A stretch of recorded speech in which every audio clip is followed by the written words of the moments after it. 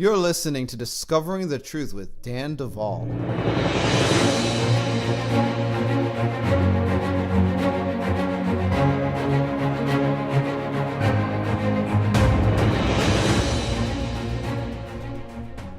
Today on Discovering the Truth with Dan Duvall, I am sitting down with Justin Faull. And this is the first time that I have had the opportunity to have this gentleman on my program as my guest. But if you were listening to my program about, sometime last month, I actually reposted a program that we had done on his show, which is Fourth Watch Radio.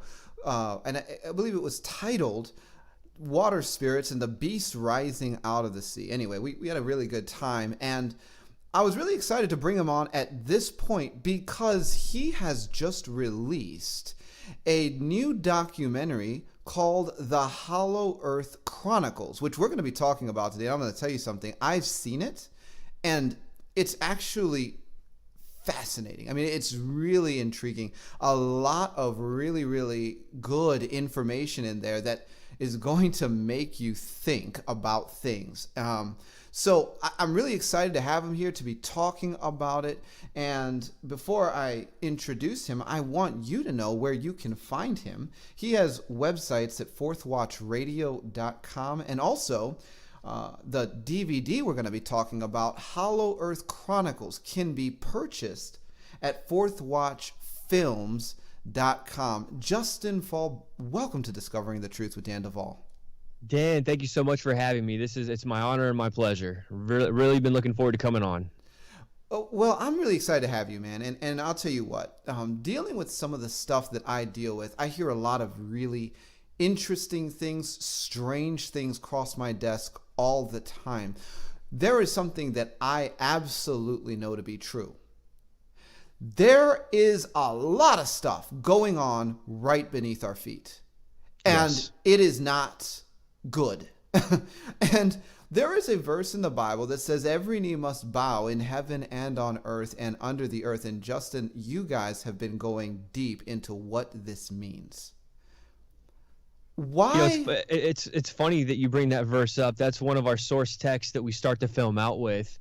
And most people read these types of verses, Dan, and they don't really comprehend what the verse is saying. I mean, they get the gist of every knee is going to bow, but they overlook the layers, or what we would call dimensional layers that are painted here. I mean, it's very, very, how can I put this? It's specific and it's intentional. There's words that are intentional. Every word of God is true. And there are words here that are intentional that tell us that there are layers within the realm of earth. What got you started on Hollow Earth as a subject that you said, you're going to go so deep into this thing, you're going to have enough material to produce an entire documentary? Well, as some people know already, and I do have a weekly radio show that I put out, the Fourth Watch Show. And with the Fourth Watch, I've kind of set out to bring these paranormal type topics from a biblical perspective. I feel that one of the most intriguing areas of research is the paranormal, and it's probably one of the most popular with our culture. A lot of people are excited about the paranormal, but they're approaching it in a very dangerous manner. They're not approaching it from a scriptural basis. And so what I wanted to do with my ministry, I felt very called in this area of ministry to bring forth the paranormal from a biblical perspective. And in doing this, I came across a passage in the book of Job. And if anybody wants to look this up, you can find this in Job chapter 1, verse 7. And Satan comes before the Lord. And the Lord asked him, he says, "Where have you come from?" And in the King James, it says, "Whence comest thou?" And then Satan answered the Lord, and he said, "From going to and fro in the earth, and from walking up and down in it." Now, when I read this passage in my own study, I began to scratch my head and wonder, what exactly is this saying here? And from there, I started to understand the physics. There's actual physics you can break down from this passage. The words used, you can go back to the Strong's Concordance, and you find out that there's something going on inside the earth that requires Satan's direct attention. And so that was kind of what launched me into this entire research project years ago. I knew that Satan was going back and forth inside the earth. that tells me there's something important going on there that he has to be a part of. And so that really launched me or catapulted me into this whole area of research. And then from there, my mind began to get blown. I mean, I rarely get shocked anymore. But this was one of those subjects that it was not just a rabbit trail. Many rabbit trails don't really lead you to, definite proof of things. They leave you with more questions than answers. But my research into the Hollow Earth, questions were answered. Many questions were answered, and I felt that this was a very prophetic topic. And so here I am 3 years later, and I'll say I'm chin deep in it. I mean, literally, I feel like I'm so submerged in this research that I see now when I see things on TV and I hear teachings and I see the Hollow Earth in so many things. So let's start here at the beginning. You have a pre-flood world and a post-flood world, and you bring this out in your documentary. When people begin to go into some of these underground caves and caverns, they are saying these tunnels and caverns predate early civilizations post-flood. Many of them are assumed to be pre-flood caverns and cities and areas that were established. I want to know, what does Justin Faull think about pre-flood inner earth engagement? Why was it happening? And does it have anything to do with Genesis 6 and the Nephilim? Yeah, I definitely think it does. I'll break down my view on this the best I can. We find out that before the flood, things were very wicked. We know that, wickedness literally was at an all-time high. And many times people just chalk that up to wickedness without defining the wickedness. We know that one of the major wicked behaviors was the fallen angels were taking wives of women. This is, we already know this for a fact. But the fallen angels were also teaching religion to mankind. And in teaching not just religion, but they were teaching cultural education. They were basically giving understanding. I mean, even you get into the idea in the Sumerian texts of they were teaching people how to brew beer, for crying out loud. I mean, they were literally teaching people all these different cultural practices which have carried on past the flood and even into modern day. But part of their religious teachings, they would teach about the ancestors or the ancient ones. And so the ancient ones are the supernatural entities, which we would deem to be the fallen angels, and they would come up from inside the earth. This is what's very strange. So they're basically, they taught mankind all of these religious practices. And in doing this, the traditions were passed down. And so in that passing down, what we now have is the ancient ones who brought about these cultural societies, and they would come up from inside the earth to keep an eye on what was happening on the earth. And then they would basically come up, they would educate people, they would interbreed with women, and then they would go back down inside the earth. Now, this is the opposite of what most people think about the fallen angels. Most people think that the fallen angels would come to earth, create their hybrids, and then that they would go up back into space. That's like the popular view. But they're teaching all of their own religions before the flood that they would go down into the earth and come back from their subterranean temples.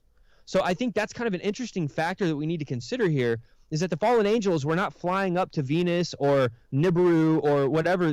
We have documented evidence in these pagan religions that their gods would come up from inside the earth. So these were pre-flood civilizations. This was going on before Noah's time because they were literally setting up shop as the earth was being perverted before the flood. That's a really fascinating view. And here's the thing. What can you tell us about research into pre-flood tunnels? What we find out about the pre-flood tunnels is that they were widespread. We find out that under major, we'll just say major temple sites, and we even see this today. They validated this with modern archaeology. But under these pagan temple sites that they believe to be antediluvian, pre-flood, they find that these tunnels would go miles and miles and miles and miles, throughout countries. And so if you had access to these tunnel systems, you could literally go from one religious site, one ancient religious site, you could go all the way to another ancient religious site. Now, this opens up the question of portals inside the earth, because if you have these entities that are traveling, we'll just say thousands of miles, within a very fast time frame, it makes you wonder if there are these what we would call stargates or portals. The Native American people called them stargates. And the stargates sometimes would be at the top of a mountain, but we oftentimes hear about these inner earth portals. And so people who would take part in these rituals, people who were elevated in these religions, they would go down into these subterranean temples, and the mythos behind it says, their lore would teach that if they were able to, if they had earned their way up to that level, they could go through a portal, and then they could end up, at another subterranean realm on the other side of the globe. Now, that sounds absolutely crazy to the normal human being. Absolutely crazy. But this is what they believe, and this is what they've taught. So this connects all of these antediluvian structures and the underground temples. Literally, it's all connected with subterranean passages. Now, for an average person like me or you who doesn't practice sorcery, it's likely that we could go down, if we could find these locations, we could travel from pole to pole inside the earth. It would take a long time, but the tunnel systems, the subterranean channels, they're all there. They're there, and the Nazis knew about that. I don't want to jump too far ahead. We're going to get into the Nazis eventually, but the Nazis knew this, and this was a major part of the Nazis' checklist, was to find these underground tunnels and to be able to travel from site to site, basically. Literally pole to pole. That's their own wording, pole to pole. There's so much to talk about on this, Justin, because there's nothing new under the sun. And for me, dealing with memories that are being recovered from black ops, government programs, different things that get communicated to me regularly, we're still dealing with underground portals. Some of them are under the water. Some of these stargates exist in facilities, deep underground military bases. And so it's not like this is a new concept. That's the most fascinating thing. It's like we've just put technology around some of this stuff. For those that are involved in this world, it's amazing. And I want to have you talk a little bit more now about the ancient ones and how you see them being tied into maybe some of the stuff that's going on right now. Well, the ancient ones were very specific in how they dealt with mankind. And we see this is one of the interesting things as we research these ancient religions that predate Christianity. And that's the argument that always gets thrown in our faces as Christian researchers. They say, well, this religion predated Christianity and so on and so forth. Well, of course it did, because Christianity, people weren't even called Christians until the New Testament times. So obviously, yeah, of course they were. But what we're dealing with was we have these fallen angel entities that were part of God's perfect creation, and they rebelled. And so they already knew certain things about mankind and things about God's plan. They already knew these things, but they chose to rebel against God anyway. And so this is how they're able to bring certain prophetic information unto their religions. And so people, they see these prophecies coming to fruition in their time, and they believe this is of God. Not to mention, of their gods, I should say. But they also see it as a means for achieving godliness, because they're seeing supernatural signs and wonders by these entities. And so they are validated, on many different facets. But they would come down and they would teach these things to mankind. And I say come down because they initially had to come down. They fell. At that point they fell. But then they would set up shop under the earth. Now, this is why I think it's very relevant to modern day, is because we have religions today that are expecting the re-arrival of their entities from inside the earth. This is very common. And I mean, look, man, we go back to there's a whole lot of New Age beliefs surrounding the hollow earth. And that's why we have to tread lightly on some of these topics. The average person is going to say, well, that's just New Age. Well, actually, it's New Age, but it's also prophetic. And that's where we have to be able to rightly divide what this means. But they believe, and when I say they, I'm talking not just one or two religions. We have a plethora of religions that believe that their gods or their ancient ones, whatever they want to call them, that they are going to be resurfacing in the last days to literally wipe out evil. And their definition of evil is different from ours, clearly. But they believe that they're going to wipe out evil and that they're going to unite the human race under a new age. And this is where it's going to be like a golden age. And we know that the New Age believers tend to lean to this whole age of Aquarius. And so they believe that this is going to be taking place. And so that's where we see these ancient beliefs resurfacing. They've been repackaged into this New Age movement. And so that's why a lot of modern day believers really hold to this idea that the portals are going to be opened and that their gods are going to literally come up from inside the earth. So that's the modern view, which is really an ancient view. It's a view that's been taught in the ancient days. It's been written down in stone. It's been written on parchment. And there's a lot of debate as to proper interpretations or even translations of some of these ancient texts. But we have some interesting stuff to talk about manuscripts when we get into the Nazis. But when you go back to these ancient ones, they had one main goal, and that was to detour people from the worship of Yahweh. I think it's important to go ahead and get that on the table, because many people think that, well, they did good for mankind. They taught mankind how to do all these things. They were literally trying to take the worship away from Yahweh, and they wanted to be worshiped themselves. And so they set up themselves as gods, and then they set up a hierarchy under themselves, which we know as the Nephilim, or the giants, but they were the demigods. And so the Nephilim were set up to be the ruling elite. This is so important for people to understand. The Nephilim were set up by the fallen angels to be the ruling elite of the surface world, while they were able to go down and exist in what we would call the hollow earth realm. And it's very possible that they had portals that they were able to cross through inside the earth so that they could literally be existing in another dimension. Now, let me paint a picture real quick. If you're sitting at home and a demon appears to you, and I know, Daniel, you know this is real. With the type of ministry you're involved in, demons can physically manifest in your home. Mm-hmm. It's happened to me multiple times. They never win because we have the power of Jesus, but they have manifested and they continue to manifest. Now, what does it mean when a demon manifests and then as soon as you command it to leave in Jesus' name, it disappears? That means that just because it's not physically showing up in your home doesn't mean that it's not there. Now, I liken this to the hollow earth understanding, that there are portals down there or gateways where these entities can be seen, but then they can also disappear and not be seen. But it doesn't mean that they're not coexisting in that same space. I think this is where a lot of people kind of have a hard time with the hollow earth, because they don't understand physics. They don't understand that a spirit can be in the room and not be seen. Now, that's where you get into the whole idea of these different dimensions. And I know you've done research on dimensions, quite a bit of it. You understand that there could be a lot of things happening in one space, but it's in different dimensions. So I don't want to get too off track here, but I want to kind of give a breakdown of that so people better understand that if you go digging and you find yourself in one of these subterranean realms, you go on one of these adventures, an excursion of sorts. In Mexico, you can take excursions down inside some of these caverns, these ancient Mesoamerican cavern systems where they would do rituals. And they say, well, we don't see anything down there. Well, that doesn't mean that it's not there. It just means that those entities have not manifested to you.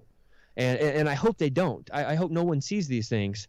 But they are down there, and according to their texts, they're going to be re-emerging from that under what we would call the underworld or the subterranean, or the subterranean. Now, Go ahead. I'm sorry, go ahead. No, please continue. You mentioned water earlier. I think this is very important. One of the first things I found out as I began researching this years ago was that there are certain Native American rituals. And when we say Native American, I'm not just saying what we have here in what we call the USA, but you get over to Mexico and you've got these different Indian tribes as well. And I don't use that term lightly to say Indian tribes, but I'm trying to put it in words that everybody can understand. You had the Aztecs, the Inca, the Maya, and you had these different groups that were spread across this continent that we call North America. And so a lot of these groups, Dan, they would take a warrior. This man was chosen. He was going to be a warrior for their tribe, and they put him through a series of tests. And in these tests, many times they would have to go down into a cavern system, and then they would have to go underwater. And it was through that water chamber. Oftentimes they would even have to hold their breath for extended periods to get through that water chamber. And then they would come up onto another surface area that was inside the earth. But the average person would never make it there because they had no knowledge of it. They would just see it as water. But these pre-warriors, these men who were becoming warriors in their tribes, they would have to go down there and retrieve some type of sacred ancient object. And so it's very interesting that we see something kind of along these lines in this movie that just came out called The Power Rangers. Now, I never watched The Power Rangers when I was a kid. It wasn't my thing. It just, we probably made fun of people that watch The Power Rangers. But the Power Rangers movie, they have some very interesting Hollow Earth facts that they present in this movie. The average person is not going to understand this, and that's why we break down these things. But these guys fall through a crack, and they land in water inside the earth. And then they swim through the water, and there's a portal that they go through inside the water to find themselves on more dry land. This is right out of the ancient writings of the Mexican Indians and the American Indians. The same type of activities took place in this movie that actually took place in ancient Indian history on our continent. So it's likely that they had to pass through a portal in order to get to that other piece of dry land. That's my theory on it. It's an interesting thing, and this is the thing. There are so many levels to this, and of course, I'm gonna do my best to keep this interview about your research because as you talk, my brain fires in a lot of directions, and I am going to be running some ideas by you. But for now, I want to come back to what you were saying about these ancient religious sites and the tunnel systems underneath. Okay. How does that idea connect to the Catholic Church? Generally, what we find is that wherever these ancient sites are located, and this could be megalithic sites, this could be an ancient temple ruins, this could be literally a plethora of ancient, we'll just say mystical sites. The Catholic Church finds out about these sites, and by order of the Vatican, executive order of the Vatican, they go out and they either take the sites by force or they purchase the sites. And if you do your homework, you're going to see that the Vatican has done this actually both ways. So even in modern America, they have forced natives off of Mount Graham to take over Mount Graham. Why do they want that mountain?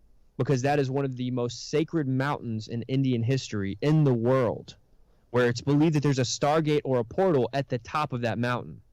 So the Vatican will send out it's kind of like what we see in the Indiana Jones movies. The Nazis are always on site, right? Like they're always there, always trying to get these relics. Well, the Vatican is literally doing the same thing, and they have been doing the same thing. And so they go out, they force this property into their own hands, whether it be by force or by money.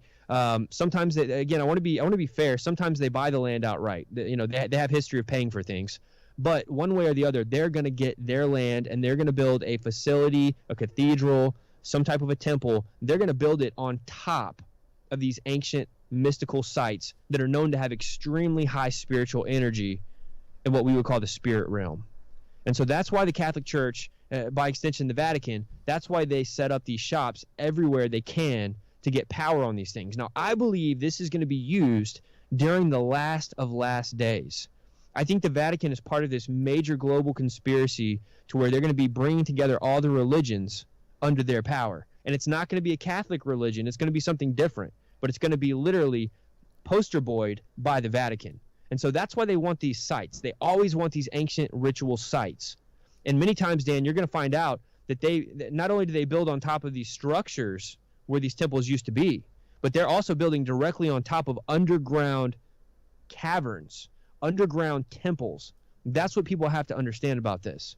It's so unbelievable until you fact check and you realize the Vatican has a track record of doing this. Now, the ancient ones, if their writings are true, and I believe with many of the myths that we find in these other religions, I believe there's a lot of truth involved there. We take a different perspective than they do because we're Christians. But these ancient ones would be literally existing inside the earth in these strategic locations. Now, when you factor that in, then it makes more sense why the Vatican would want to set up. Because we know the Vatican they're no strangers to satanic rituals at the highest levels. And so in these rituals, if they've got a temple or a cathedral set up on one of these ancient sites, they would be able to channel and try to open up a portal in their ritual to communicate with what we call the ancient ones. So that makes more sense. They're wanting to communicate with these ancient entities who would take us all the way back to the days before the flood. literally taking us all the way back to the ancient religions that served and worshiped these entities. And the interesting thing about particularly these ancient sites of religious activity, they're located on ley lines, which is like the energy grid of Earth.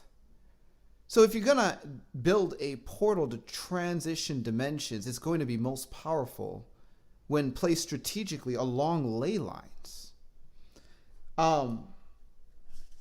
What, if any, connection has your research uncovered between ley lines and activity going on in what you call Hollow Earth?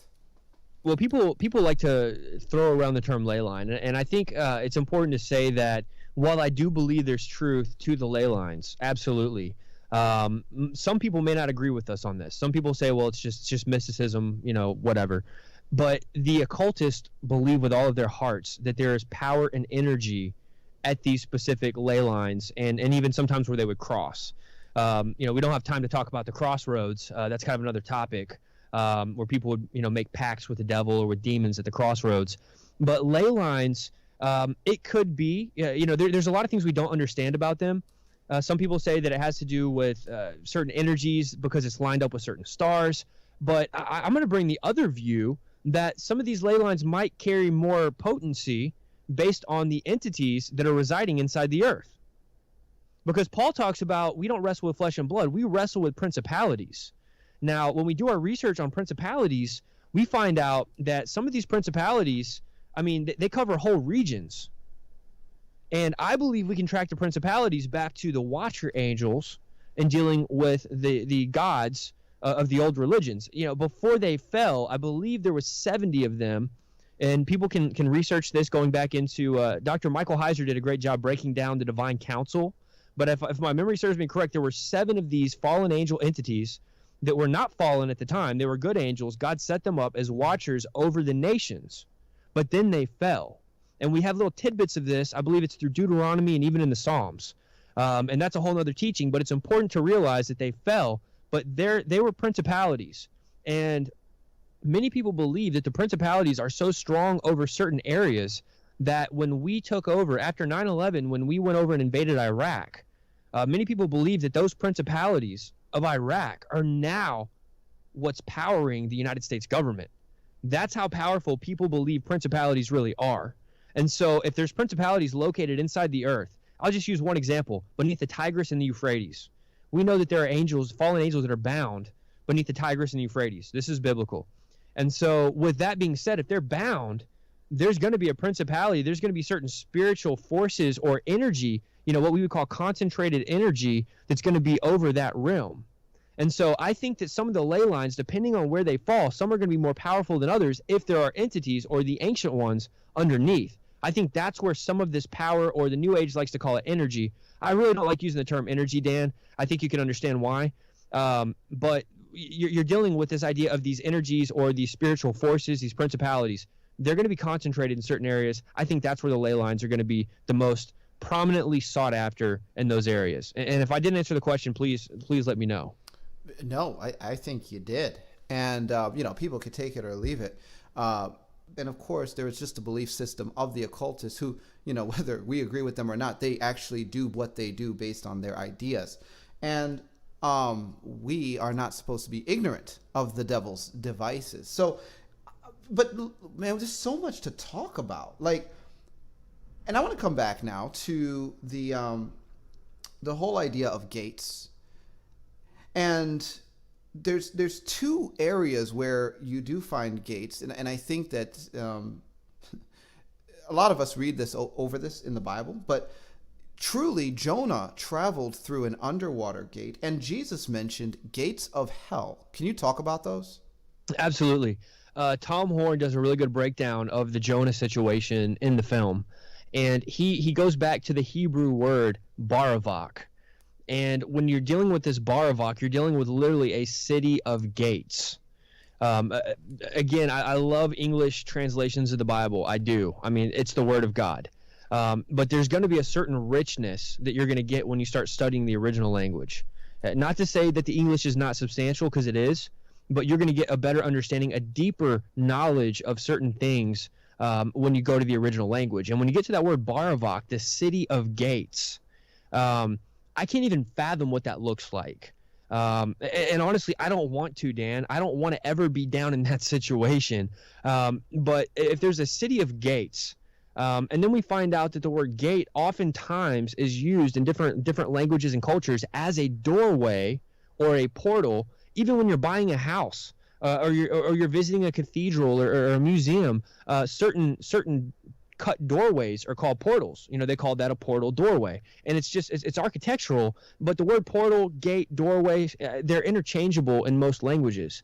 And so when Jonah was going down into the city of gates, this Baravak, I think it's very important to understand that it was giving us an idea biblically that there are literally dimensional crossovers inside the waters as well as inside the earth. And so I think that's a very important fact.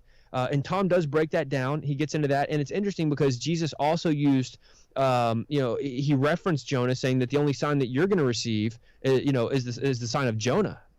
And, Jesus himself had to go down into the earth. And a lot of people believe that Jesus had to suffer in hell. I personally believe that that's ludicrous. And I mean no disrespect to anybody that believes that. I believe we can reference Scripture, the writings of Peter, as well as what Jesus said. And I believe that Jesus went down there to actually proclaim victory to those spirits that were in prison.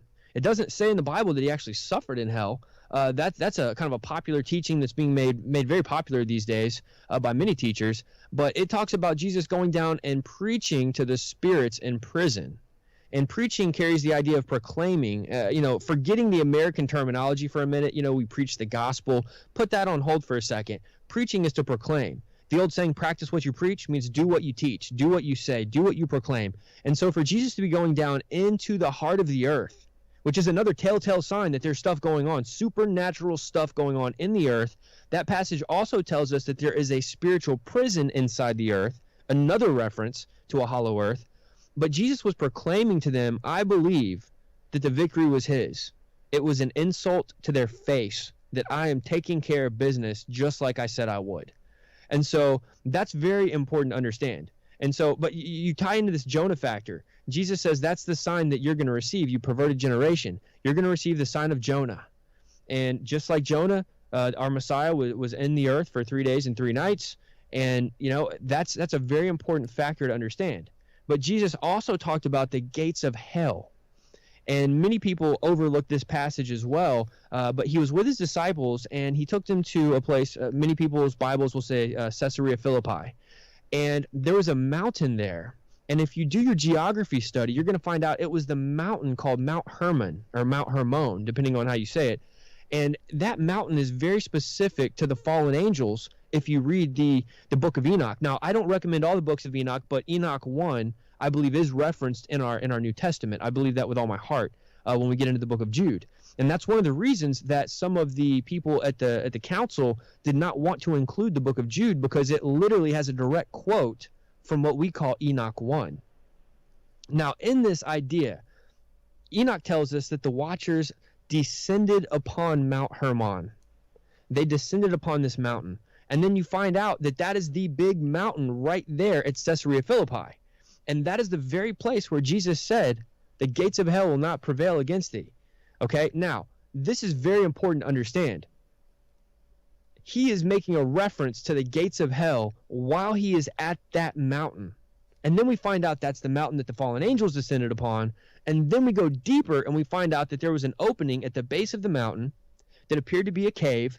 And many of the religions around the world would travel. I mean, people from different regions would travel to this mountain to make blood sacrifice. They would take animals, they would cut them up, cut their throats, throw them into this opening at the base of Mount Hermon, and they would throw them in there as a blood sacrifice to their gods.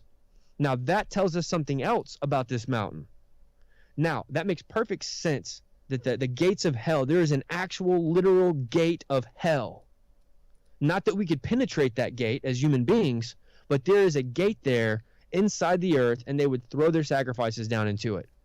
Why would Jesus talk about this? Why would Jesus say the gates of hell? Why would these things happen strategically in that location if there was nothing to it? And I'm sorry, I'm asking you the question now. I didn't mean it to be a question, but that's something we have to really calculate in our minds. And, some of this information, Daniel, it's going to cause us to reevaluate some of our theology that we might have learned in church. It's going to cause us to really step back and say, why do we believe what we believe? And it's going to give us a richer understanding of certain key aspects of Scripture that many people would just read right over. Okay, Jesus took his disciples to this mountain. He prophesies about the church. He talks about the gates of hell that aren't going to prevail. And then they move on to the next story. But then we study the geography and we say, wow, Jesus was literally pointing a finger in the eye of the enemy when he said that, geographically and strategically. It was very, very important, and it was very intentional. So we have a gate of hell within the realm of earth. We also have the Baravak, the city of gates, inside the water, the deep, deep parts of the water. And many times people refer to that deep level of the water as the abyss. But I also hear people refer to the bottomless pit as the abyss. So, we have different terminologies used by different people. I don't want to create confusion there, but there's definitely a connection because you have the gate of hell, the gates of hell. Actually, it says the gates of hell, plural. And then you have Baravak being the city of gates inside the waters of the deep. So there is a major connection there. I'm glad you brought that up. I think it's really important for the average Christian to enlighten themselves to those facts. Well, exactly, because Earth is much more interconnected than we think. Earth is like an entire system. And a lot of these connections go very deep, especially for me, because what I've found is that a lot of the, especially the top level survivors in the world that are born, associated with the Illuminati cult have interfaces with Mount Hermon and the Temple Mount in Jerusalem. Like that, we always come to that. This huge level of significance on Mount Hermon, and that's true even right now, and it's relevant to New World Order protocols. So it's all very fascinating, and I just don't think I can go any longer, Justin, without getting to World War II, Hitler, the Nazis, and all of the stuff that they were doing. Justin, what did the Nazis know? I'll say the Nazis knew a lot more than people want to give them credit for. And it's my belief. I should probably go ahead and say it's my belief. I'll get into the facts in a second, but my opinion on the matter is that Hitler was basically set up as a puppet. And I believe we can prove this with our studies, but I believe Hitler was set up as a puppet, and I believe that the Third Reich was set up intentionally to fail publicly. Now, I know that's controversial. People think that Hitler was this horrible, demonic guy, and he was, no doubt. I'm not making Hitler less than he was, but Hitler was not the complete mastermind. I think that's what we have to understand. Hitler was groomed for this position. Everybody wants to point a finger at Hitler, and it's okay to point a finger at Hitler, but it was really his handlers and the people that groomed him for this position. And he already had a disposition for this because he was already studying theosophy as a youth. Matter of fact, some people are going to go crazy when they see the film because we show a picture, a very rare image of Hitler as a kid. and you can tell it's him. It's like, wow. But the Nazis were probably some of the smartest people in the world. And let me explain this. They knew how to control people. They were, we're talking the smartest government that probably the world has ever seen at that time. They were crafty. Very crafty. And this takes us back to the idea of Satan being very crafty. And just because they were smart doesn't mean they were good. I think, I don't want people to misquote me here, but the Nazis were super intelligent. They had ultra technology. Some people like to call it ultra terrestrial technology because it was far beyond anything that the earth had recorded as a public release. See, the Nazis were actually advertising to their people what they were doing. And so it was public knowledge. But in times past, technology is always kind of kept hush-hush. Governments keep their technology on the wraps. But with the Nazis, many of the people knew what they were doing, and they supported it. The Nazis were so smart and so advanced, they made it their life's mission to literally travel the globe and to collect artifacts that were tied to ancient rituals. We see this, again, to kind of make an Indiana Jones reference, we see the same thing happening with that. They had a secret society, or we'll just say a group, and the group was called the Honor Knob.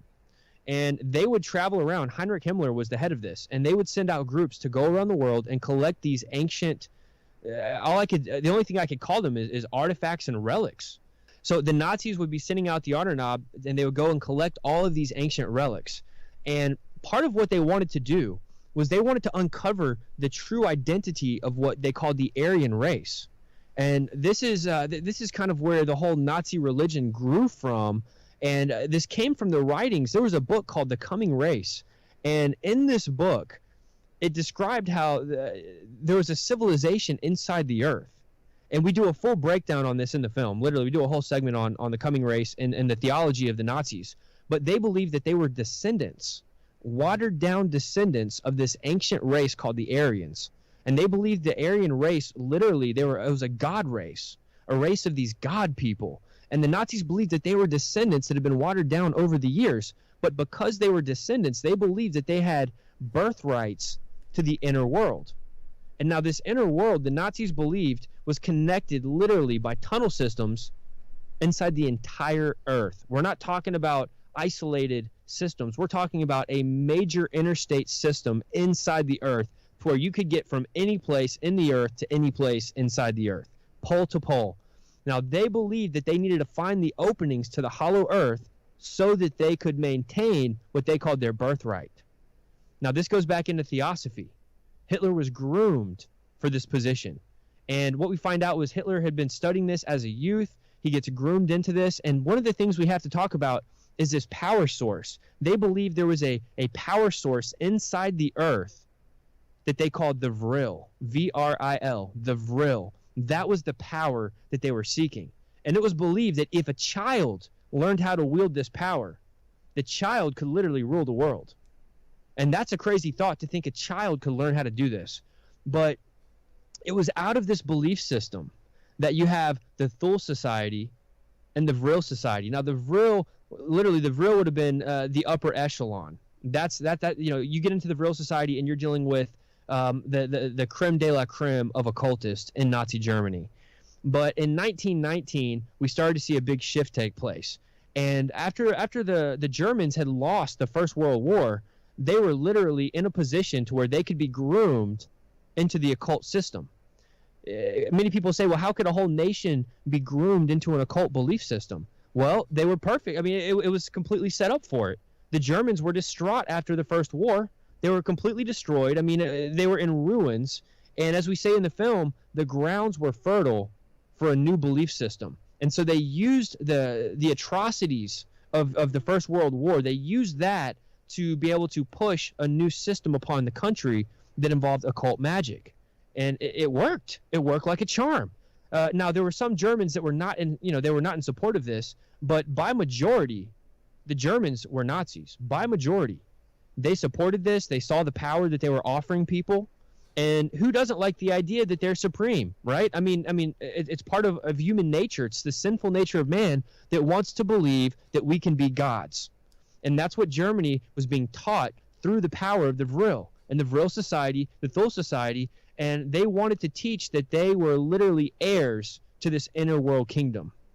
And as crazy as it sounds, Dan, this is the religious system of the Nazis. It was their highest calling, was to literally find the opening to the hollow earth. And so that kind of takes us into this other area of where did the Nazis go? Well, the Nazis were able to make political allies with the Tibetan monks. And they were able to go over to Tibet, and they were able to literally take entry into what we know as Shambhala. And there's very little that we can prove about the Nazis going into Shambhala, but we do have their writings. We have not only the writings of the Nazis, but we have the writings of the monks. And this is what tells us that something major happened over there. Now, do you want to hit anything else before we get into Shambhala? Do you want to talk about the Vril Maidens, or do you just want to keep rolling? I do want to talk about the Vril Maidens, so folks, you're going to just have to sit and be patient because we are going to get to Shambhala. And this is fascinating. I want to just pause here and just say this. Justin, one of the things that we have found as we have gone deeper and deeper and deeper into this area of getting people set free from the deepest, darkest places of bondage, is that the bondage that we're getting people set free from is more than sin. It's actually genetic code. And I know that might sound strange, but it's my program, so we're just going to put it out there. It's actual genetic code. And this genetic code has different designations, and it's coming from different sources. And we've been getting people set free from reptilian genetic code, draconian genetic code. Every Illuminati bloodline has, genetic code in it that basically works as a type of branding to them that causes the powers of darkness in the spirit realm to look at those individuals as their property, which is why we find a lot of individuals who have gone from deliverance to deliverance, from repentance to repentance, from church to church, from prayer to prayer, and are still in the depths of bondage and not getting breakthrough. And as we've worked into some of this, and we have specialized prayers designed to get breakthrough on these levels, we have seen the most incredible deliverances. Not too long ago, I was at a teen challenge, and you should have seen the guy's face when I got, an individual delivered from the Baal bloodline, and it was massive, and it was immediate. It was 10 minutes, and with very little manifestation, massive breakthrough. And I'm saying all that to say this: one of the bloodlines that we've been getting people set free from is the Aryan bloodline, which means that trace genetic code from whatever the Aryans are is resident in humans walking the planet right now. And it's an evil bondage. And so whatever the Nazis were believing, as far-fetched as it may sound, what we are learning is that some of this stuff is not as far-fetched as we once thought. Now, say something absolutely crazy, but true. This has to be the truth as we've researched this. People want to know, what are the Aryans? Well, obviously, this would take us all the way back to the days before the flood, and this is in their own writings. But we know that there was a group that has been on record as the Aryans, and it is my belief, and I believe this can be validated as a fact. But I'll say, for the safety of listeners, I fully believe that the Aryan bloodline was nothing less than a hybrid creation between fallen angels and the women of Earth. And, the first generation, people wonder, where does this reptilian word come from? Well, we believe that the seraphim angels were burning fiery serpents.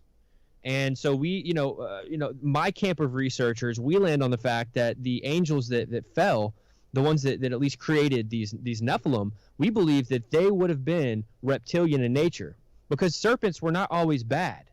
Keep in mind, everything God created was good and had a purpose, but it was in the fall. There was something about the seraphims that fell, and we have reference that the historical reference that the angels, most of the angels that were taking of the wives, were of a group called the seraphim, according to some of the ancient records and beliefs of other religions.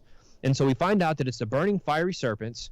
They had reptilian qualities. And so the basic genetics in all of this was, when they took a wife of a woman, their offspring, especially the first generation would have not only been extremely tall.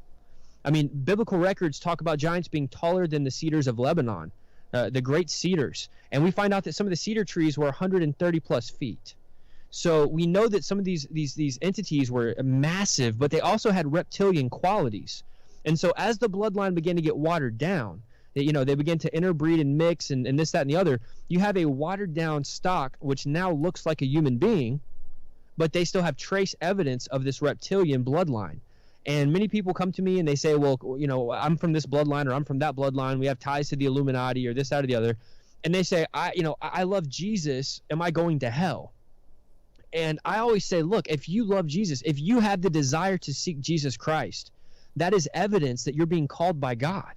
And that is evidence that you can be saved. And so that's, people write and say, well, I have Rh negative blood. And there's a lot of stuff online about people with Rh negative and how they're some type of an alien bloodline or a reptilian bloodline. Look, put that stuff in the trash for a minute, folks. If you seek Jesus Christ, in Jesus Christ, there's no Jew, there's no Gentile. If you're seeking Jesus Christ, you've been called by God and you are savable. That's the bottom line. So I want to get that out there just to kind of safety net people who may have fear about these things. But this Aryan race that you're talking about, Daniel, that I'm talking about, that the Nazis believed in, they were literally watered down and watered down and watered down generation after generation. And that's where you have these beliefs that they want to repurify their bloodline. Now, how do you repurify? How do you add more Aryan to your blood? That's the question we don't know. But we know that the Nazis had scientists and geneticists. Back in those days, they did not call them geneticists. In those days, they called them eugenicists because they practiced what's called eugenics. And eugenics literally is the predecessor to what we call genetics today. But in this eugenics study, in these we'll just say speculative sciences, these occult sciences, they were working on getting more, basically increasing the Aryan in the blood and decreasing, the flawed human. Now, how far did they get on that? I don't know. There's going to be some things we just don't know. We can't find answers to. But that was their goal. And then if you go over to South America, you find out, we know South America is, it's Spanish. I mean, we're dealing with Hispanic people, people that would generally have darker hair. And I got to be careful because I'm not trying to come across as stereotyping people. But geographically speaking, the average person down in South America would probably have darker hair and look Hispanic. But we have an influx of blonde hair, blue-eyed twins that have been born in South America, and Time magazine had to cover this. They could not hide this. You can Google this. You can type in Aryan-looking twins, blonde hair, blue-eyed twins showing up in South America. We have evidence that Dr. Joseph Mengele, one of the lead geneticists out of Nazi Germany, he was doing all kinds of crazy experiments on twins. He was like removing their eyeballs and trying to transfer the eyes from one twin to the other. Crazy, torturous experiments. He made it down to South America, and he went on record as he was making house calls as a veterinarian, but that was his cover. He was actually doing genetic work down there, and he was delivering people's children in their own homes. And so it's very likely, I believe it's likely that what he was doing down there, he was working on continuing his purifying of the Aryan race in his own, with his own studies, and he was doing it on the people of South America, to where we now have all these blonde-haired, blue-eyed, Aryan-looking twins showing up in South America. Now, we did not include that in the film, but I included that in my original Hollow Earth research when I did my programs on this years ago. And so I kind of thought that was an interesting tidbit just to kind of throw into the mix, just a little bit of extra information. They're trying to lower the human the human pollution, and again, this is their own terms. They want to bring out the human side, and they want to upscale the Aryan side. And that's just, it sounds to me like they're trying to reverse engineer and get people closer to be Nephilim than they were previously. And they believe they had technology that they could do this. They could literally change a human being into a hybrid. You mentioned not all dragons being bad. There's a very interesting passage in the Bible. I think most people have either read over it or just never gotten to Psalm 148. But if you read it in the King James Version, it actually says, "Praise the Lord from the earth, you dragons, and all deeps." I find that to be an intriguing passage. Why would dragons be commanded to praise God, And anyway, we have to remember, these things, they were good, beautiful creatures before they fell. And so many times, so often people want to curse snakes and serpents and dragons as it's all evil, it's all witchcraft. And I'll give people credit, because in modern occult religions, they communicate with dragon entities. Matter of fact, I know a guy. He was my boss years ago, and I went into his home. He was an occultist, and I was praying the whole time in the spirit, just rebuking, and I wanted to see deliverance come. But Dan, you can't bring deliverance to somebody that doesn't want it. Mm-hmm. And this man was so engulfed in the occult, and he believed that they had dragons in his own home. He believed that there was invisible dragons that could manifest, but they rarely would. But he communicated with these dragons in his home. He says they had a dragon-friendly home. And it kind of freaked me out at first, and I started to research this a little bit more. This group of people believes that dragons are the answer to everything. They believe that when the children of Israel were guided, we had a pillar, the cloud of smoke, and we had the fire in the Old Testament. which we know were not dragons. We know they were not false gods. We know God was leading the children of Israel. But in the New Age occult belief system, they have said that was this dragon and that dragon. And I don't remember the names, but they literally said the cloud of smoke and the fire were different dragons. And they believe they're dragons that they can communicate with through rituals. It's actually heresy to try to attribute God's works to evil. But regardless, they believe that the dragons are still here today and that they can communicate with them today.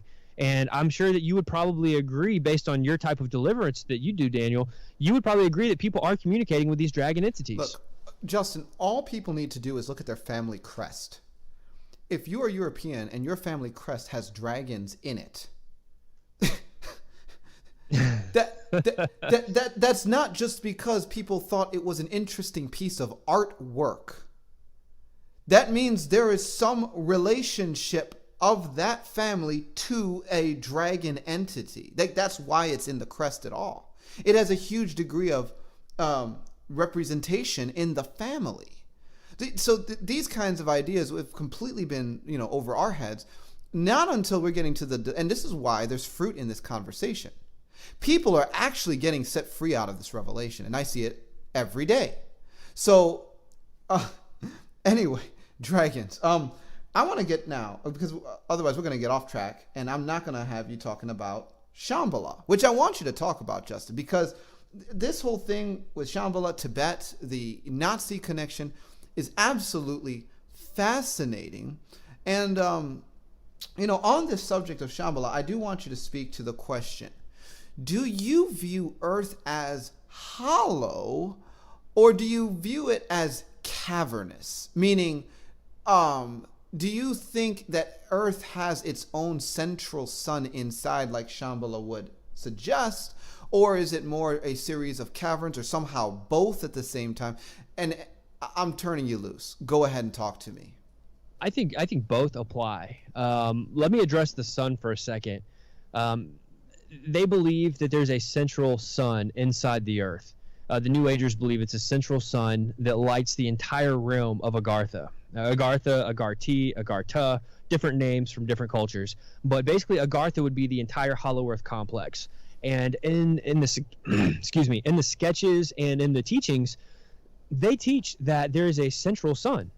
Some cultures call it a smoky central sun. But regardless, they believe that there is a ball of gaseous fire. Gaseous, I think that might be the right term. I don't know how what science would call it, but a gas ball of fire that's like a sun. Now, many people have kind of run with this idea in the Christian realm, and they said, well, that might be the outward nucleus, or the outward part of the nucleus that we would call hell. We know that there is an Abraham's bosom. Now, I believe that the paradise side of Abraham's bosom is empty now. I believe that happened when Jesus rose from the dead, because we have a resurrection that took place where people who had died previously were seen on the earth after Christ resurrected. That's another part of the Bible most people don't know about. Nobody teaches that. But we know that people are in torment, people who rebelled against God. And we're talking humans now. And so it's my belief that it could be a central sun in the earth, but inside of that would be what we call hell. Now, it's not the lake of fire, but, the current place that we would call hell as of right now. So it's likely that there is a central sun, that it could line up with Scripture. And we have to tread lightly on this because, again, this is some speculation, and I want to be clear about that. But the New Agers believe this with all their hearts. They've been teaching it for thousands of years. And so the closest thing to a biblical understanding of that would be where a dimension that could not be, it's a veil that can't be pierced through. A human could not pierce through that dimension, but it might appear to be a sun on the outside, a really bright fire ball of light. That's the closest thing that I could come up with based on Scripture. Now, getting into Shambhala, there are portals involved. And so this is where I say that the earth could be hollow and cavernous. It's kind of coexisting together. Because portals have to be opened. A doorway has to be opened in order to have access. And they believe that there's a group called the White Brotherhood inside of this realm. But you have to be able to go in through a doorway. A certain portal has to be opened. So again, the caverns are there. The caverns are definitely there. tons of subterranean caverns. But if a doorway gets opened, you could then walk through that portal if you're granted access, and at that point, you're going to see things that are so mind-blowing that you would not see if you had not walked through that portal. Am I sounding crazy right now? Are you following me? I'm following you. The portal gets opened, and when you walk through it, your eyes are now seeing what the average person would not see. So if you're on an excursion, you're going down, you're going to see tunnels, maybe some waterfalls, some stalactites, stalagmites. But once the portal gets opened in a ritual, you're now experiencing this brilliant world, possibly a digital projection, possibly another plane. Some people that get into the whole astral projection, they experience these different planes, these different ethereal worlds, which I would call dimensions. So I think you're literally experiencing another dimension, which could be some type of a spiritual projection. But you would only experience that if you are literally granted access through the portal. Otherwise, it'll appear just to be caverns. So I think it's both. Okay. Now, what does this have to do with the Nazi agenda? The Nazis had to find the opening. This was their religion, as I've stated. They had to find the opening so that they could reconnect with their gods, these strange gods that they believed they descended from. And so they felt that they had to do the works themselves, that they were called and even prophesied to find the opening to the hollow earth so that they could not only reconnect with their gods, but so that they could better fulfill the plans that their gods had for them. Shambhala was, you're going to love this. We find out that in Indian culture as well, the Aryans are mentioned. Most people say, wait, what? Hindus believed in the Aryans? Absolutely they did. The hollow earth in Indian belief is called Aryavartha, which translates into the land or the realm of the Aryans. So the belief of the Aryans is not just isolated to the Nazis. Many of the cultures that believe in a hollow earth realm, they also believe in the Aryans, and there are no connections between their belief systems. Totally separate belief systems, totally separate gods that they believe in, but they all believe in the Aryans inside the earth. So there's a connection now between Nazis, between the Buddhists and the Hindus. And so the Tibetan monks, you're going to find out that the swastika is used by all three of these groups. But the Nazis were the only ones that were actually Nazis. The Tibetan monks were not Nazis, but they donned the swastika. You have the Hindus, and they were not Nazis, but they donned the swastika because they all had the inner earth belief system that was all connected, even though on the surface their beliefs looked different. So the Nazis wanted to enter in to Shambhala because they knew all about the gods of the inner earth, and they needed to get through. They also knew that the religion of the Tibetan monks, the Bonpo sect of the Buddhist monks, they had connections with these entities, and it was believed that some of these monks even had the power to open up the portals at certain times of the year. And so that's why it was so important for the Nazis to make a connection with the Tibetan monks. And it just so happened, even though the Tibetan monks did not necessarily agree with the Nazis' theology, or their political persuasion, they knew that the Nazis could protect them.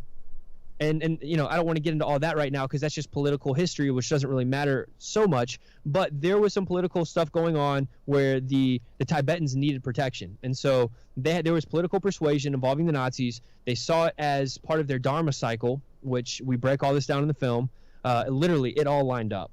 They thought the Nazis were going to be used to fulfill a prophecy about their Dharma cycle being completed. And so, you have a positive and a negative in the occult belief system, the yin-yang. And so they allowed the Nazis to come in.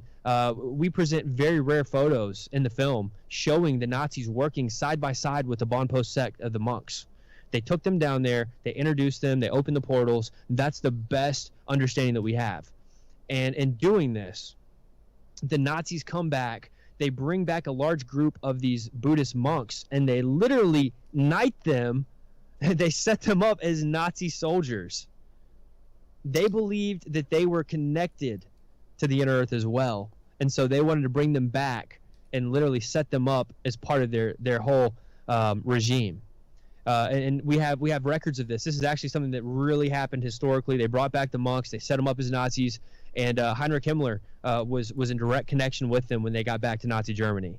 And so they were trying to squeeze and extract as much information from these Bonpo sect of Buddhist monks because they had already been in contact with the Hollow Earth longer than the Nazis had.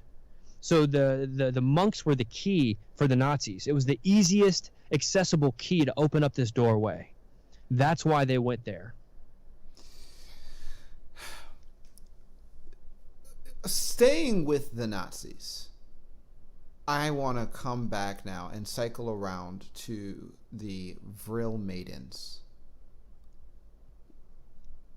The Vril Society was one of the few societies historically across the board that allowed women to be elevated to this level of leadership. I'm not saying they're the only one, but they're one of the few. And in the Vril Society, they had this group of psychic mediums that they called the Vril Maidens.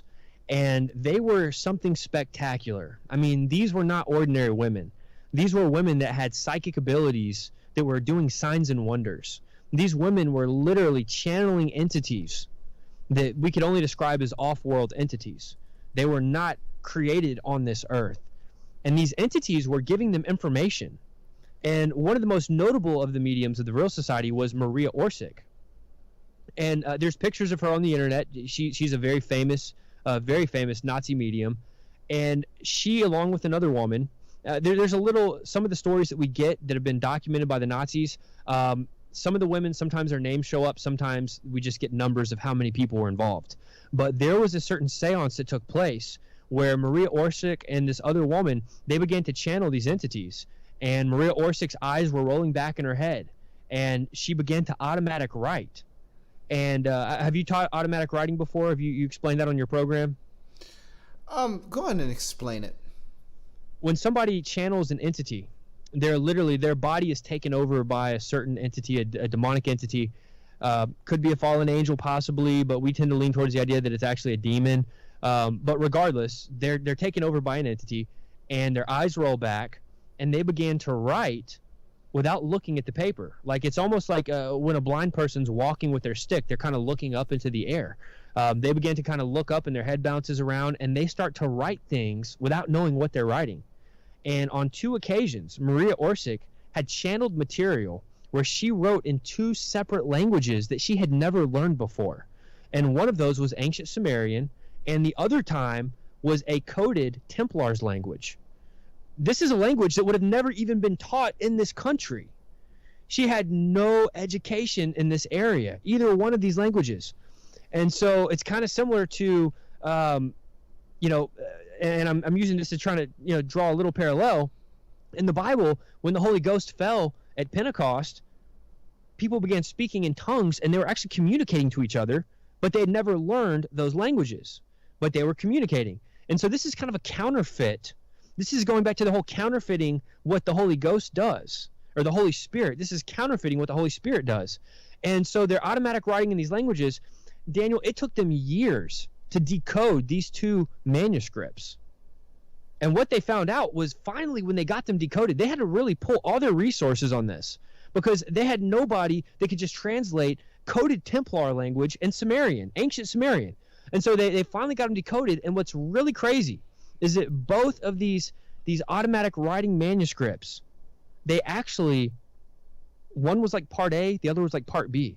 Like they went together. You needed both manuscripts together in order to make sense of it all, which is really crazy because they were both written in 2 separate ancient languages. And so they found out that once they decoded it, they found out that it was a blueprint for what later became known as the Die Glocke, or the Bell Craft, that the Nazis, we see pictures of this all over the place.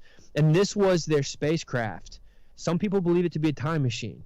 But we break this down in the film. We have some really good photos and pictures, and we absolutely went all out trying to get the best visual aids for some of these things because we're tapping into things that the average person has no clue about. But that's the type of power that they were dealing with, Dan. They were dealing with channeling entities that were able to literally write out ancient manuscripts in secret languages. That's the level of occultism that the Nazis were practicing. And truly, and they were just opening the door to that.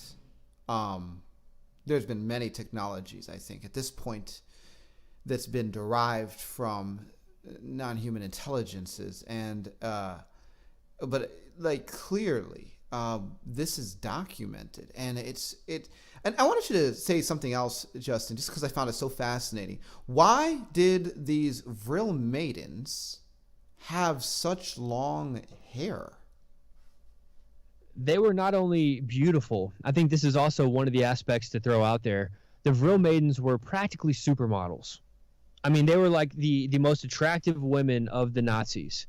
They were, for the most, and I'm sure that, they might have had a couple that weren't so attractive, but the pictures that we have of the vril maidens, they were like supermodels, and they would grow their hair, some of them below their butt, some of them would grow their hair below their knees, some of them would grow it down to their ankles, and as Jim Wilhelmsen says in the film, some would grow it down past their feet. And it's really interesting because this was their MO. Like, you won't find pictures of a vril maiden that doesn't have extremely long hair. And so they believed, and it's not just their belief system, there are other ancient belief systems where the women would grow their hair really long because they believed that it was the hair of the woman that acted like a cosmic antenna in communication with entities. Now, while that might sound crazy to somebody listening right now, we find a very peculiar passage in the New Testament where Paul says that when a woman prays, she should cover her head for the sake of the angels. 1 Corinthians 11:10. There it is. And what it says here, the King James popped up here, for this cause ought the woman to have power on her head because of the angels. Now, the different translations, there are some better translations for certain passages, but it literally talks about here that the woman has a symbol of authority on her head because of the angels, a covering on account of the angels. And you can go study this 1 Corinthians. It's hard to break it down without getting into the scripture before and after. But the idea that we landed on in the film is that the women, the angels were lusting. The angels were seeking the women because of their hair. Now, again, some people may not agree with us on this, but how many times have people read this passage in 1 Corinthians and they didn't understand what it meant? They thought maybe it was a cultural situation. Well, maybe that was just cultural. But then we find out that the occult groups had this ancient belief that the woman's hair was a cosmic antenna, that it attracted and caused the angels to lust. Yeah. I mean, and it's something that is worth taking note of. And there's other aspects of hair that, I think would tie in on this conversation. One, the hair has DNA of the person in it. Oftentimes, if a person's going to do witchcraft against another individual, they're going to try to get a sample of their hair or their nails. And if possible, a vial of their blood, although that can be more difficult to obtain. But the hair has significance in a number of ways. And I'll tell you, even in our work, and I'm not going to get into that on this program, we have found that hair has purposes and uses in the occult world that, I mean, are just almost nonsensical when put into English language. It's just like, are you kidding me? That too. But I just find it highly fascinating, Justin. Yeah, I'll make one more statement on the hair issue. To break it down, and I'll give a really quick breakdown here. To do a literal translation, we're dealing with Greek language here, and in the Greek language, with our manuscripts, we find out that sometimes you'll have 6 or 7 different words that could have been translated from the passage. And so to kind of do an expanded version on this, basically for this reason, because the angels are watching, a woman should wear a covering on her head to show that she is under authority. And we find out what the authority of head covering really means, and Christ is the head of the church. And again, that's a whole teaching that we could go deep into. Fact is, there may be some really good teachings online you can find on that, but you can go study 1 Corinthians chapter 11, study in context, and go back to a word study, and you're going to be absolutely just blown away at the connections of why it's possible that the hair was used to cause the angels The angels would see it and want that woman. And so in doing that, they would communicate with that woman if they didn't have a sign of authority or a covering over their head. Because when they would cover their head, it was to show that they were under someone's authority, like the authority of their husband, okay? And even further by extension, the authority of Jesus Christ. But if they didn't have a covering on their head, in this cultural reference here, because it is partially cultural, I'll say that, it is partially, but if they didn't have a head covering, then they were showing that they were not under any authority. And so the angels would have seen them as open game. And so you have a woman with really long hair who's channeling. She's going to have a greater reach to the entities who are, they're literally coexisting in our realm, although they're in a separate dimension. And so they see this woman with long hair. She's not wearing a head covering, and they're attracted to her, and they're going to be quick to communicate with her. That's basically a breakdown of the parallels between the two. Okay, Justin. I'm probably going to blow somebody's mind with some of this stuff, but you have to understand. I hope you do. That's why we made this film, was to show that the hollow earth, and I use that term a lot. I use the terminology hollow earth because that's the popular phrase for it. But it's so ingrained in cultures of the world and the religions of the world. But it also has so many ties to scripture and prophecy and things that we're going to be seeing. And before we do stop the interview, I do want to make some references to the prophecy side of this and what we're going to be expecting to see in the end times. Before we get to the prophecies, what about the North and South Pole? What's the deal, Justin? So it's my belief that we have a bottomless pit, and bottomless literally means there's no bottom, right? I mean, clearly it's in the title. It's been my belief system for many years that the North and South Pole are the two openings of the bottomless pit. Some people may disagree with me, and that's fine, but that seems to make the most sense because an angel comes down with a key and opens this bottomless pit during the tribulation period. And so for an angel to come down, that tells us that the bottomless pit is down in our realm of existence. It is within the realm of earth. So it makes the most sense that the North and South Pole would be the openings to the bottomless pit. Now, there are people who have traveled into these openings. One being a very decorated admiral, major hero in United States government history, Admiral Richard Evelyn Byrd.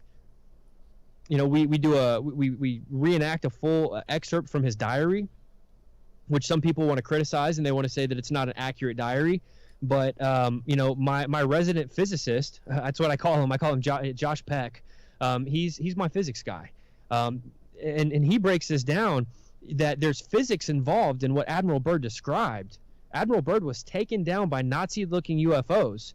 Now they were not Nazi, but they had Nazi symbolism on them. And he was taken down into the North Pole opening, and he met with an entity known as the Master of the Inner Earth.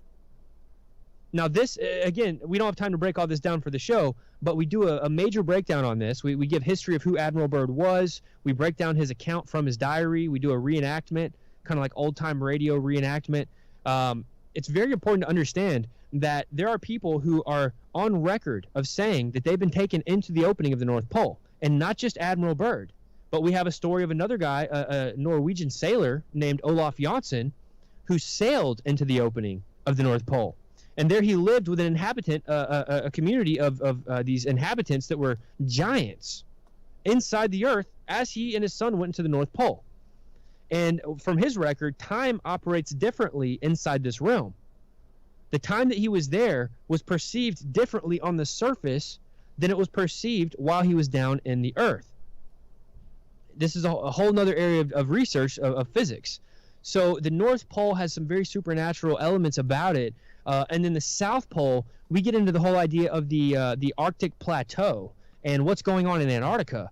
That's a whole nother show. Maybe we could do a show in the future about Antarctica because that's an entire discussion. But there are things going on in Antarctica, and one of the things we break down in the film is a battle that took place at what we know as Operation High Jump. And Operation High Jump it was never classified. I mean, it's always been public knowledge, but they told the public in America that it was basically an exploration mission, a scientific mission to go and research Antarctica. But in reality, it was something totally different. And we explain this, we break this down. Literally, I hate to say it like this. I'm not trying to toot my horn because it wasn't just me, but we, between me and the other guests that are in the film, we do a spotless breakdown of what happened with Operation High Jump.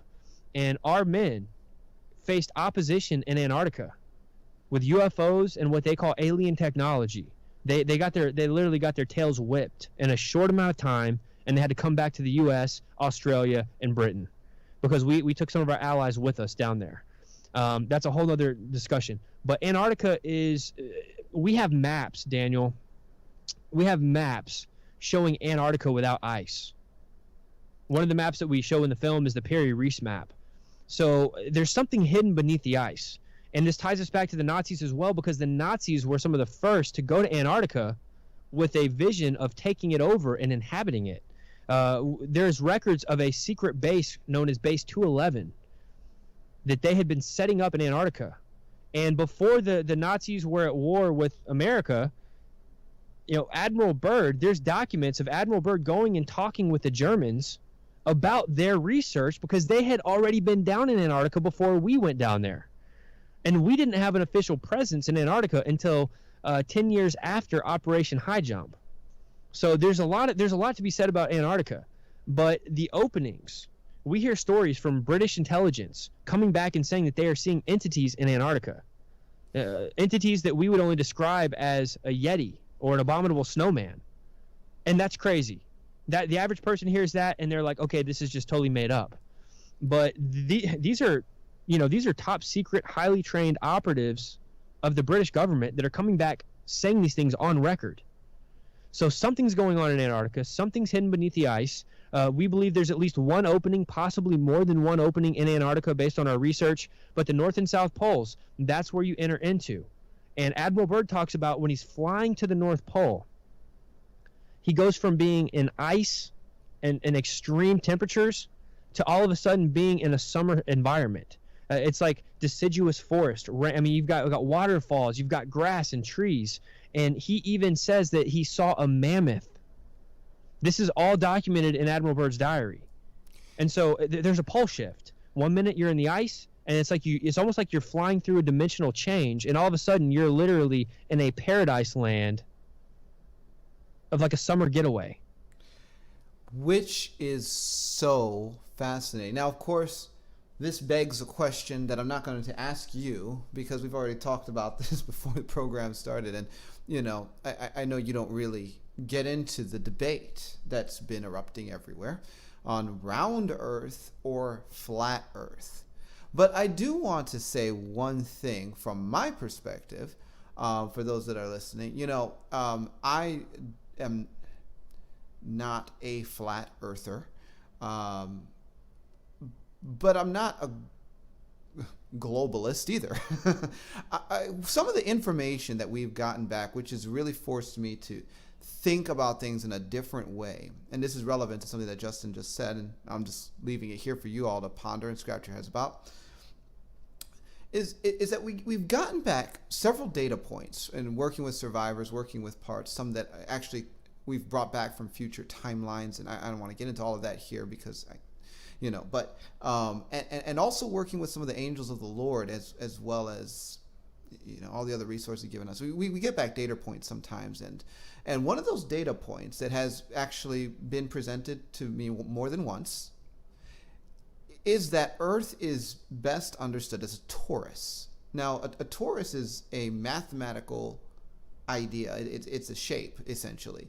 And a torus can be smashed together to look kind of like a ball. But if you expand it out, it turns into a donut and then more like a disc.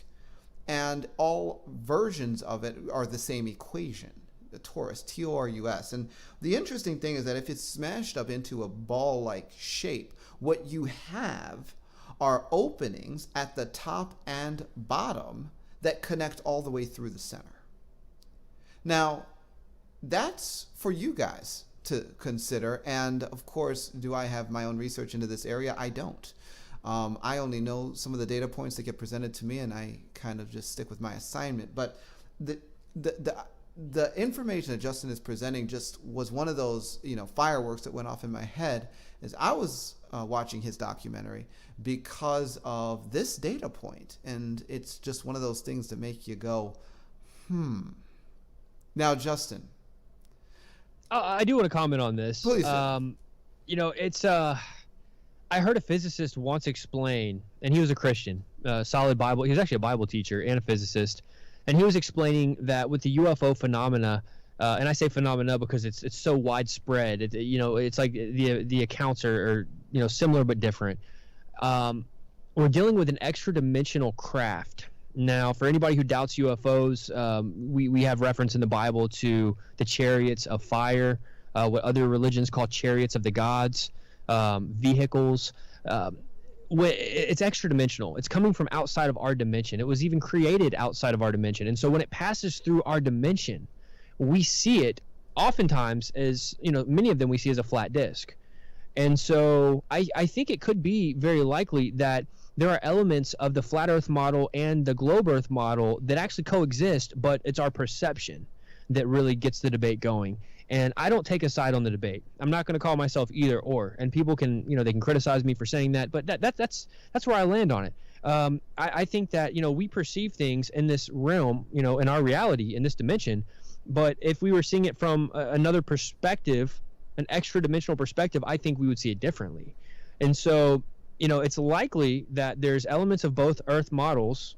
And again, it's funny because you have so many different flat Earth models that don't even agree with each other because different people come up with different ideas and these new notions based on their research. And that's fine. But I think there's some elements of both Earth models that could be coexisting together. And, I try to tread lightly on the topic of that because people get very touchy about it. I'm not going to promote one or the other. But I'll say I think that they both kind of coexist together if we could understand physics better. But regardless of that, I think that it's important to note that when you study the hollow earth or the idea of the subterranean world existing beneath our feet, you find this belief system in almost practically every culture of the world, whether they believed in a round earth or a flat earth. And I think that's an important note to make because we show a diagram in the film showing the distance between the different realms. Basically, going back into the Greek belief system, you've got Hades, you've got Tartarus, you've got these different levels, and so we used a model that actually depicts a flat Earth model in the film. We were not promoting one or the other view. We were just showing a spatial dimensional difference. And so I think that was the best model that we could use for that. But cultures around the world that believe in both Earth shapes, whether it's flat, whether it's a sphere, whether it's a square, a lot of people have different views. All the cultures always land on the same outcome, that there's a subterranean realm. And whether you believe in a flat Earth or a globe Earth, and you're listening right now, it doesn't matter the shape of the Earth in relativity to the idea of the subterranean. The Bible is absolutely clear about a subterranean realm. In the earth, under the earth, the grave, the gates, the doorways, Jacob's ladder. I mean, the list goes on. We could really hit a whole bunch of very interesting topics, all related, and we hit a lot of these topics in the film. But some people, they want to divide over the shape of the earth, and they say, we don't believe in a hollow earth because we believe in a flat earth. Well, most of my friends that believe in a flat earth, they believe in the hollow earth because it's biblical. Thank you for that, Justin. Now, I'm going to pull the prophetic point to the center now because I want to give you an opportunity to explain to us why you believe the hollow earth has prophetic implications. We know that the bottomless pit is going to be opened up. This is directly out of Scripture. The bottomless pit, there's an angel that's going to come down with a key. Is it a literal key? Is it an authority that he's given? We don't know for sure what that key is going to look like, but we know unequivocally that an angel is going to open up the bottomless pit. And then out of that bottomless pit are going to rise to the surface some of the craziest demonic entity armies that people have ever seen. I mean, it's going to make Hollywood movies look like child's play. Tom Horn, a good friend of mine, he likens it to these demonic insectoid hybrid creatures. They're going to be coming upon the earth, and they're going to be used for God's judgment. Now, that's prophetic in and of itself. Another aspect of prophecy is that the Antichrist, we know that the characteristics of the Antichrist He's literally going to be able to come and deceive the world. And he's going to rise up from somewhere. Many people have different views on that, and that's fine. But when we go to the prophecies of Shambhala, it's in their own prophetic writings that this inner earth king is going to rise to the surface, and that he's going to come with his army of entities, and they're going to make peace on the earth. They're going to do away with anybody who is evil. And again, their definition of evil would probably include Christians, because we stand for the gospel as the only truth of salvation. And so we would be considered evil. So the entity of inner earth, the master, is going to raise up, and he's coming with his armies, and he's literally going to create this new golden age. And so that lines up with Scripture pretty close, except it's the alternate view. It's the complete polar opposite of what the Bible teaches. And so they're looking at this entity coming with his armies as being good. The Bible says that these things coming up from the earth are going to be evil, and they're going to be used for God's judgment. So I think that's a major prophetic connection that needs to be made. That's very important. But then we also find out in Native American culture that there are prophecies with North American. We're dealing with these Indian tribes in the United States, and they believe that the giants, see, they knew that the giants were supernatural entities. They knew they were hybrids. They knew that they were not normal humans. And so in many of the cultures, we find that there's belief that the giants of the bones of the giants are being guarded inside the earth, and that there's going to be a resurrection of the giants in the last days. And it's all in line with their own prophecy. Now, what does the Bible have to say about this?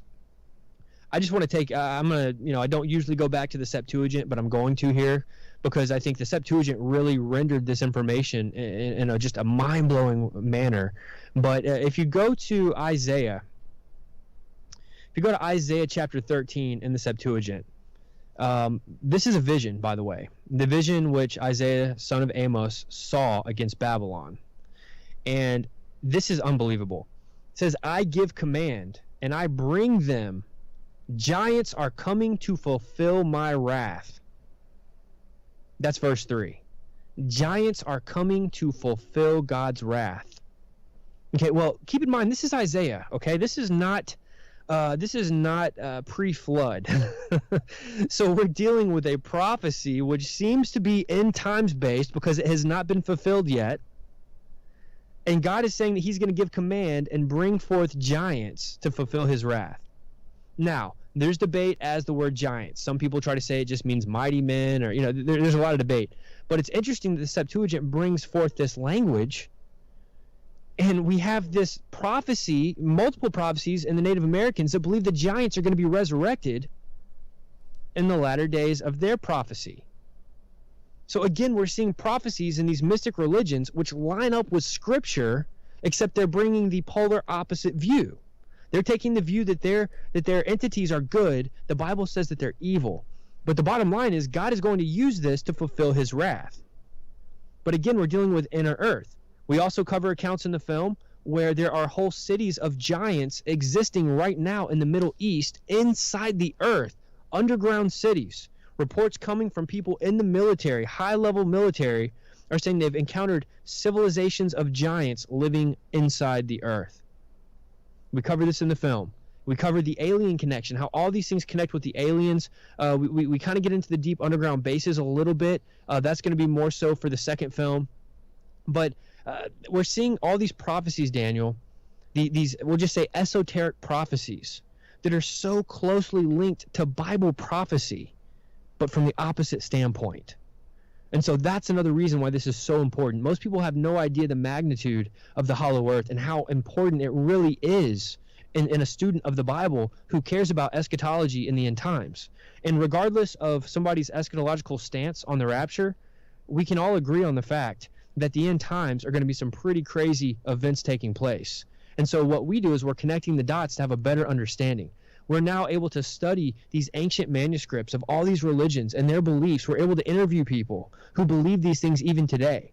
And then we can connect them with what the Bible says to get a fuller understanding of how these things might look in modern terms. That said, folks, Let me tell you something. I did see this documentary. Justin very kindly shared it with me. I enjoyed it thoroughly. I really did. And I recommend you take a look at it. You can find it at fourthwatchfilms.com. That's fourthwatchfilms, all spelled out, .com. And of course, if you ever want to check out Justin's radio program, he has that at fourthwatchradio.com. Justin, really awesome program. I had an amazing time. Is there anything that you want to say before we close out this episode? Yeah, I want to say one thing here. I had the vision to make this into a film years ago, but we couldn't afford to make it because the standard, the Hollywood standard, and I hate to use that word, but the Hollywood standard is it's a certain level of quality and production, and to make a high quality documentary, it takes a lot of money, and there was no budget to make this film previously, but it wasn't God's timing. And it's very interesting that when money came around, we didn't raise money for this. We brought on some investors, and we produced a documentary literally up to par with quality of what you'd see on the History Channel, Discovery Channel, the Steve Quayle films. We're right up there with the same quality, same production value. And within 24 hours of having the money raised, within 24 hours, literally 24 hours later, we had an all-star cast lined up for the film. We have Tom Horn, L.A. Marzulli, Timothy Alberino, Steve Quayle, Indian Chief Joseph Riverwind, Jim Wilhelmsen, Josh Peck, Derek Gilbert, myself. Literally, this film is an Ocean's 11 cast. Never before has this group of people come together on one film. And it's unheard of. This was the hand of the Lord. We prayed about it. The Lord literally delivered everything in place within 24 hours. And that is unheard of. And so I knew as we set out to make this film, I knew that it was going to go into some directions that were really going to challenge some people and their end times views and even understanding what's going on today.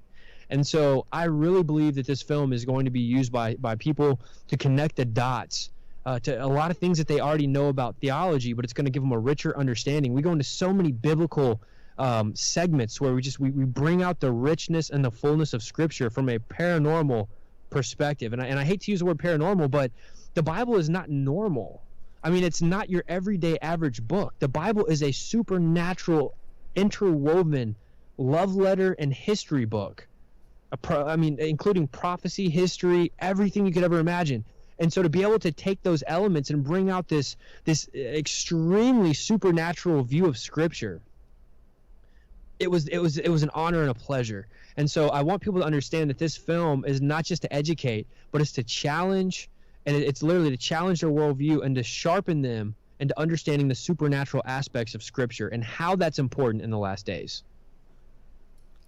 Well, folks, you've heard it from the mouth of Justin Faull. Justin, again, thank you so much for joining me today, for talking about this work, and for all the effort that you put into actually executing the documentary. Folks, again, it's called Hollow Earth Chronicles, and until next time, God bless and Godspeed.